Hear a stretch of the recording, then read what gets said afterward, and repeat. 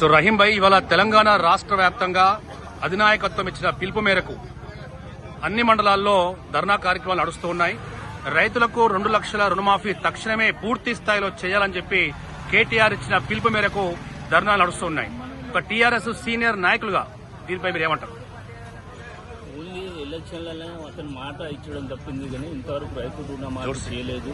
ఎందుకంటే నేను కూడా ఒక రైతునే, మా ముస్లింలు కూడా కొందరు రైతులుగా ఉన్నారు కాబట్టి తెలంగాణలో రుణమాఫీ చేస్తానని వాటికి వాగ్దానం చేసి ఏదో నామూర్తి వార్త కొందరికి ఇచ్చడం జరిగింది తప్ప రేషన్ కార్డు లేదని, కుటుంబంలో ఒక్కలో ఉన్న వాళ్ళకి ఇస్తాను, మహిళలకు ఇస్తాను ఒక సాగతింపులు చేస్తూ కాలయాపన చేస్తూ రేవంత్ రెడ్డి పాలన చేస్తుంది తప్ప రైతులకు గురించి మాట్లాడే హక్కు కానీ రైతుల పక్ష పార్టీ కాంగ్రెస్ కాదు, టీఆర్ఎస్ పార్టీ రైతుల పక్ష పార్టీ. రైతులకు 24 గంటల కరెంట్ ఇచ్చిన పార్టీ రాష్ట్రంలో ఉన్నదంటే అది ఏకైక పార్టీ టీఆర్ఎస్.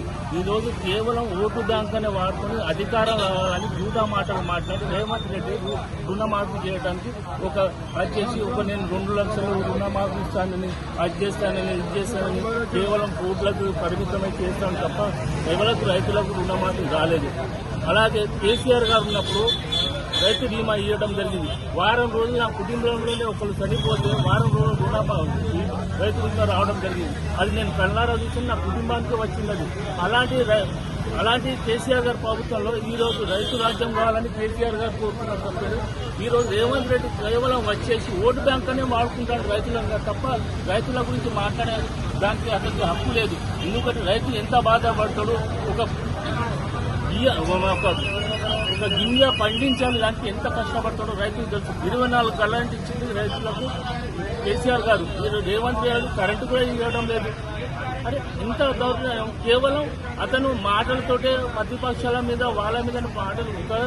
ప్రభుత్వానికి మేము తెలంగాణ ప్రజలు మీకు అధికారం ఇవ్వడం జరిగింది, మీరు ప్రభుత్వంలో ఉండి పని చేయాలి తప్ప మీరు 6 గ్యారెంటీలు 6 గ్యారెంటీలు చేశారండి. పెన్షన్ ఇస్తున్నారా?